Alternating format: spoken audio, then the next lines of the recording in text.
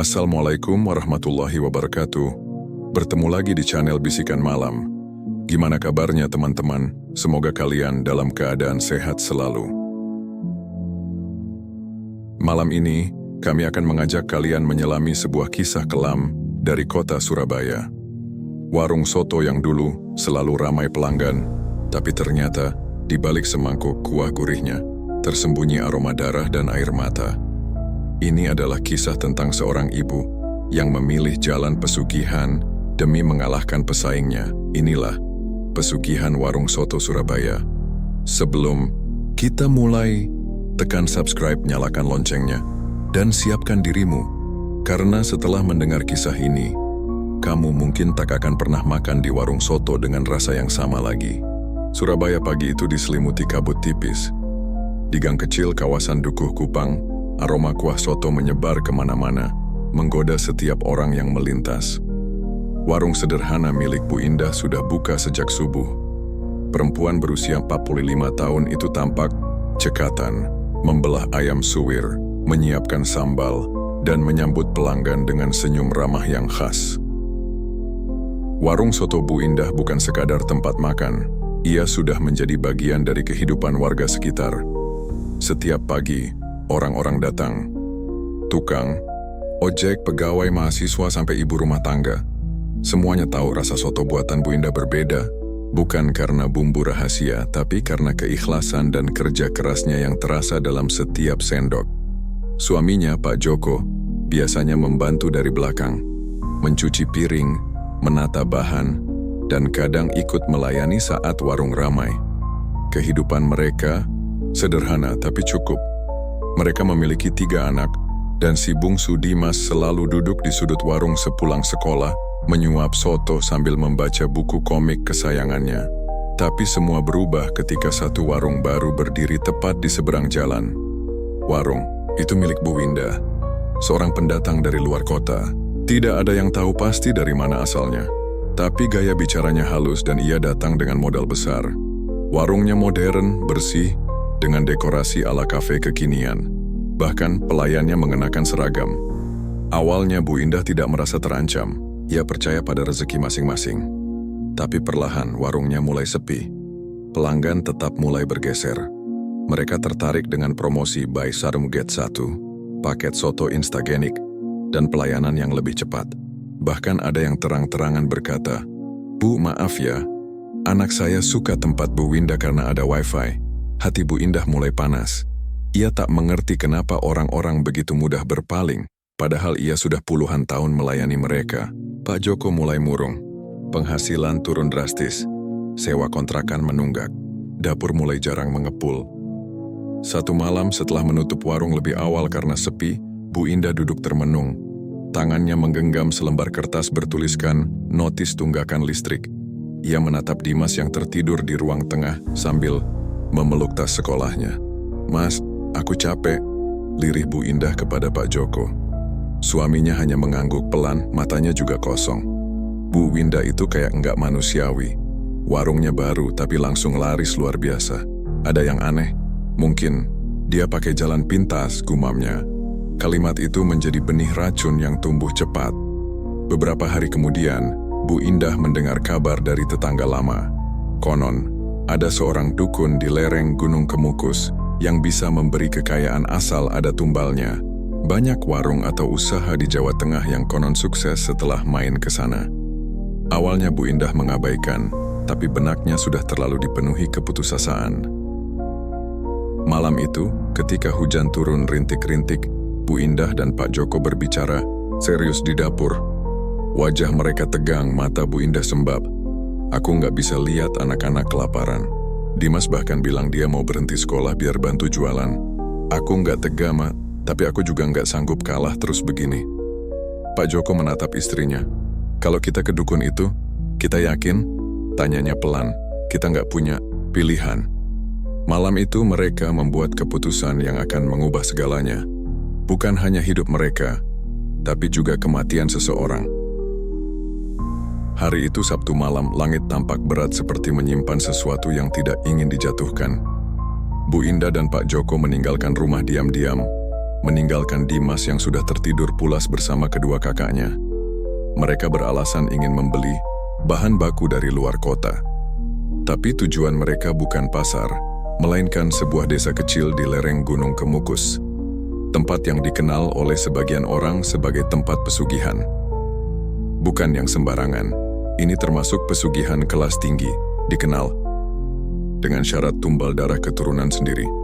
Setibanya di sana, mereka disambut oleh seorang pria tua kurus dengan mata tajam seperti menembus isi hati. Namanya Mbah Rono. Tidak ada sapaan basa-basi. Suaranya berat dan kering, seperti kayu lapuk yang dipaksa berbicara. Kalian datang untuk kaya, tapi setiap rezeki besar butuh bayaran besar pula, katanya tanpa ekspresi. Bu Indah menggenggam erat tangan Pak Joko. Ia sudah ingin mundur, tapi Mbah Rono seperti tahu isi hatinya. Kalian sudah terlalu jauh untuk kembali. Anak-anakmu, yang mana yang paling dekat denganmu? Tanyanya. Pak Joko diam. Bu Indah terisak pelan. Dimas. Jawabnya lirih. Dia anak ketigaku. Anak bungsu, yang paling manis dan paling nurut. Mbah Rono mengangguk lambat. Anak ketiga, paling cocok, darahnya bersih, raganya masih murni. Bu Indah terisak. Apa tidak ada cara lain, apa bisa pakai hewan atau sesuatu selain darah anak? Mbah Rono tersenyum kecil.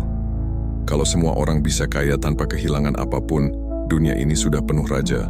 Mereka diminta menyiapkan selembar pakaian Dimas, sejumput rambut, dan foto dirinya. Ritual akan dilakukan malam itu juga. Di sebuah gua kecil yang lembab dan gelap, mereka menyaksikan sendiri. Mbah Rono membacakan mantra dalam bahasa yang terdengar seperti makhluk berdahak sedang menyumpah. Bu Indah merasa tubuhnya dingin. Di dalam gua itu, ia mengaku melihat bayangan. Dimas berdiri di pojok menatap mereka sambil menangis diam-diam. Usai ritual, Mbah Rono hanya berkata singkat, dalam 3 hari akan ada perubahan. Tapi ingat, kalian harus beri sesaji darah ayam jantan setiap malam Jumat Kliwon. Dan jangan pernah berhenti, atau semuanya akan kembali dengan bunga. 3 hari kemudian, Dimas demam tinggi. Badannya menggigil. Dokter bilang hanya flu. Tapi, malamnya, Dimas mengigau memanggil-manggil ibunya sambil menangis. Bu, aku mimpi. Aku dikunci di tempat gelap. Dingin banget, Bu. Tolong, Dimas. Bu Indah tak kuasa membendung air mata. Tapi ia menahan diri, tidak bisa berkata apa-apa. Sementara itu, warung sotonya mulai ramai kembali.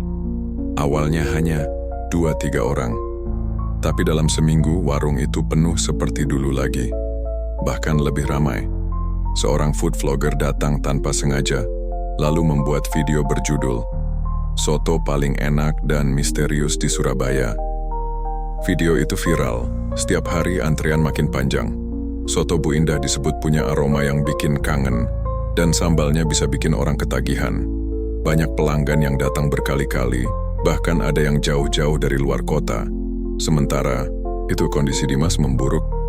Ia makin sering tidur, makin jarang bicara, matanya kosong. Suatu malam Bu Indah masuk ke kamar Dimas dan menemukan anak itu duduk di kasur, menatap jendela, lalu berkata pelan, "Aku dengar suara orang manggil aku dari luar. Katanya, waktuku udah deket." Malam itu juga Dimas kejang. Dibawa ke rumah sakit tapi tak tertolong. Ia menghembuskan napas terakhir di pelukan ibunya, dengan senyum kecil yang aneh di wajahnya. "Dimas sudah capek, Bu," katanya sebelum pergi. Pemakaman berlangsung sunyi. Tidak banyak orang tahu apa yang sebenarnya terjadi. Tapi sejak hari itu, warung Bu Indah menjadi lebih dari sekadar ramai. Mereka dapat tawaran buka cabang, diminta jadi brand kuliner daerah, bahkan masuk acara TV lokal. Pak Joko mulai membeli mobil. Mereka pindah ke rumah lebih besar. Anak-anaknya yang lain masuk sekolah mahal. Tapi di balik semua itu, ada lubang hitam yang tidak bisa ditutup. Kehilangan seorang anak, dan dosa yang tak bisa dibatalkan. Di malam-malam tertentu, Bu Indah duduk sendiri di dapur, mengaduk soto sambil memandangi uapnya. Kadang ia merasa uap itu membentuk wajah Dimas, tersenyum, lalu menangis. 4 bulan setelah kepergian Dimas, warung soto Bu Indah menjadi legenda di Surabaya. Antrian mengular setiap pagi. Orang rela datang dari luar kota hanya untuk semangkuk soto racikan Bu Indah. Mereka menyebutnya soto rasa rumah, tapi bikin candu. Bu Indah dan Pak Joko sudah membuka 2 cabang. Satu di Gubeng, satu lagi di Sidoarjo. Semua berjalan nyaris sempurna. Uang masuk tak pernah berhenti. Mereka kini memiliki mobil SUV, rumah 2 lantai dengan taman, dan pembantu yang membantu mengurus pekerjaan rumah. Namun, di balik senyum dan keberhasilan itu, malam-malam Bu Indah berubah menjadi neraka yang tak terlihat. Setiap malam Jumat Kliwon, mereka masih patuh memberikan sesaji. Darah ayam jantan yang ditaruh di mangkuk tanah liat, diletakkan di belakang dapur warung utama. Tapi sejak beberapa waktu ayam yang digunakan sering mati sebelum sempat disembelih. Ada juga ayam yang tiba-tiba menghilang dari kandang, meninggalkan bulu dan darah di lantai. Pak Joko awalnya menganggap itu biasa. Tapi pada suatu malam Jumat, ia mendengar suara anak kecil tertawa di belakang warung, tepat saat ia meletakkan sesaji. Ketika ia menoleh tidak ada siapapun, tapi bau amis darah tiba-tiba berubah menjadi bau busuk seperti bangkai. Malam-malam selanjutnya lebih parah. Bu Indah sering mimpi didatangi Dimas, berdiri di ambang pintu kamar. Wajahnya pucat, matanya kosong, tapi selalu berkata satu kalimat yang sama. "Bu, sekarang gilirannya siapa?" Bu Indah terbangun dengan keringat dingin setiap kali mimpi itu datang. Ia mencoba menyibukkan diri, menenggelamkan rasa bersalah dengan membuka dapur pusat produksi dan pelatihan karyawan baru. Tapi setiap melihat anak-anak karyawan tertawa di sekitar warung, hatinya terasa seperti diremas. Suatu hari, anak sulung mereka, Rian, pulang dalam keadaan pucat. Ia mengaku melihat bayangan Dimas duduk di tangga belakang rumah. Dia enggak ngomong, tapi matanya seolah marah, Bu, kata Rian. Bu Indah tidak menjawab. Ia hanya menunduk lalu masuk ke kamar dan mengunci diri berjam-jam. Hari-hari makin aneh. Pelanggan mulai jatuh sakit setelah makan di warung. Ada yang muntah, ada yang pingsan. Meski dokter tidak menemukan apapun dalam hasil uji makanan, isu mulai menyebar. Beberapa orang mulai percaya bahwa warung Bu Indah pakai pesugihan. Netizen mulai bergosip di kolom komentar video lama mereka. Puncaknya, salah satu karyawan muda tiba-tiba kerasukan saat mencuci piring. Ia menangis sambil berkata dengan suara anak kecil, "Bu, kenapa harus aku? Kenapa bukan dia aja yang nakal itu?" Bu Indah gemetar.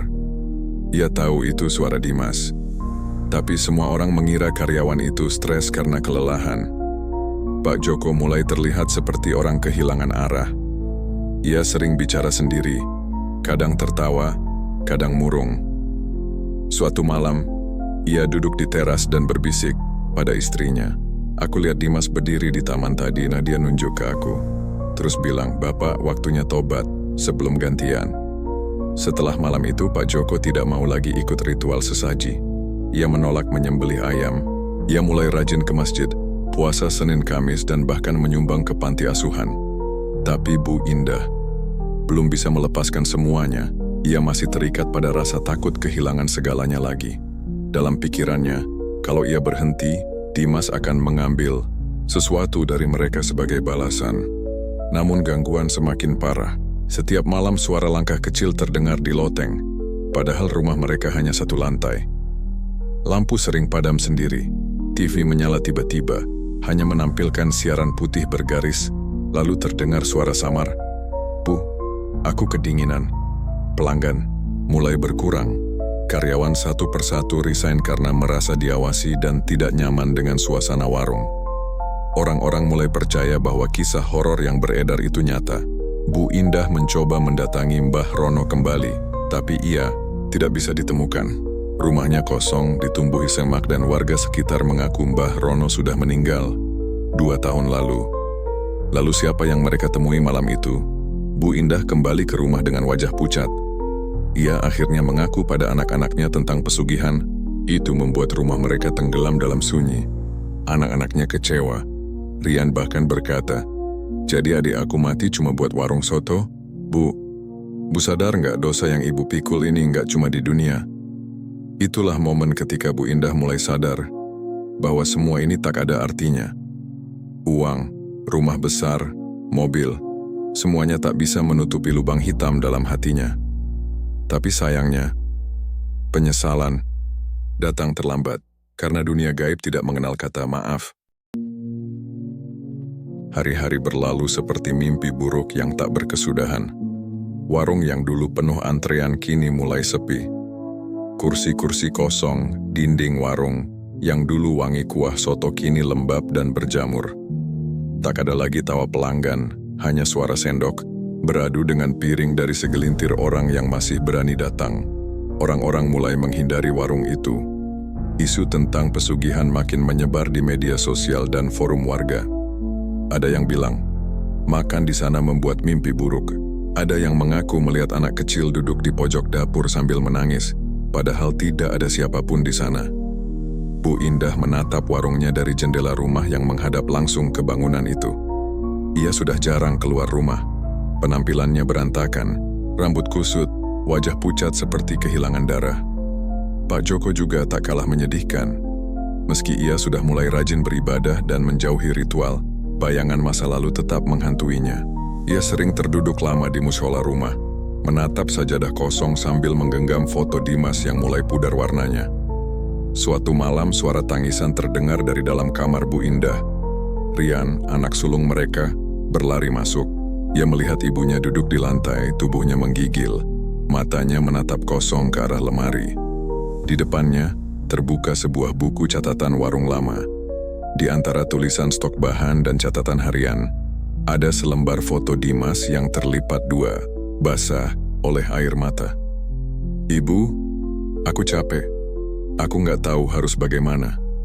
Dimas terus datang, kadang dalam mimpi, kadang di bayangan kaca. Tapi yang paling parah, Bu Indah terisak. "Tadi sore aku lihat dia duduk di kursi warung, sendirian. Tatapannya kosong, tangannya penuh darah, dan dia senyum." Rian memeluk ibunya, mencoba menenangkan, walau hatinya sendiri kacau. Ia juga pernah bermimpi Dimas berdiri di lorong rumah, sambil menggumam, "Rian, kamu gantian ya." Ketakutan mulai berubah menjadi keyakinan. Jika mereka tidak melakukan sesuatu, satu persatu akan ikut masuk ke dalam lingkaran gelap itu. Keesokan harinya, Bu Indah mendatangi seorang ustaz di kampung sebelah. Ustaz Mahfud dikenal sebagai sosok yang sering membantu orang-orang yang terkena gangguan gaib.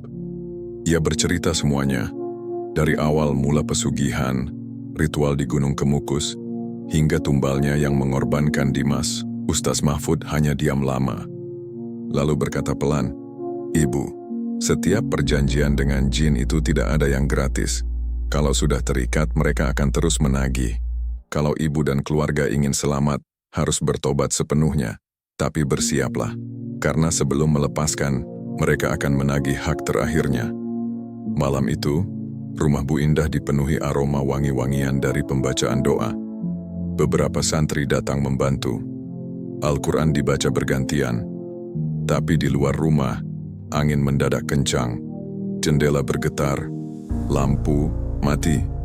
Salah satu santri tiba-tiba pingsan. Dan dari balik tembok kamar Dimas yang lama, terdengar suara anak kecil menyanyi lagu "Naik-naik ke puncak gunung" dengan nada pelan dan menyeramkan. Pak Joko, yang selama ini menahan perasaan, akhirnya jatuh tersungkur. Ia menangis seperti anak kecil. Ia mencium sajadah sambil berulang-ulang berkata, "Dimas, maafkan Bapak. Bapak salah. Bapak bodoh." Suara itu berhenti. Rumah menjadi hening. Tapi keesokan paginya, ayam yang biasa dipakai sesaji ditemukan mati di pekarangan. Lehernya seperti digigit binatang, dan darahnya membentuk tulisan samar di tanah. Belum selesai. Setelah kejadian itu, warung resmi ditutup. Bu Indah dan Pak Joko menjual mobil mereka. Rumah besar itu perlahan dikosongkan. Mereka kembali ke rumah kontrakan sederhana dekat pasar, mencoba hidup dari nol. Mereka tak lagi membuka warung. Pak Joko bekerja serabutan di masjid. Bu Indah mulai menjahit baju tetangga. Mereka memilih hidup bersahaja. Tapi luka kehilangan dan rasa bersalah tetap tertanam dalam.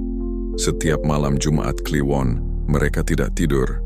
Mereka memilih berzikir, membaca doa, dan meminta ampun, meski tahu sebagian dosa tak akan pernah bisa ditebus sepenuhnya.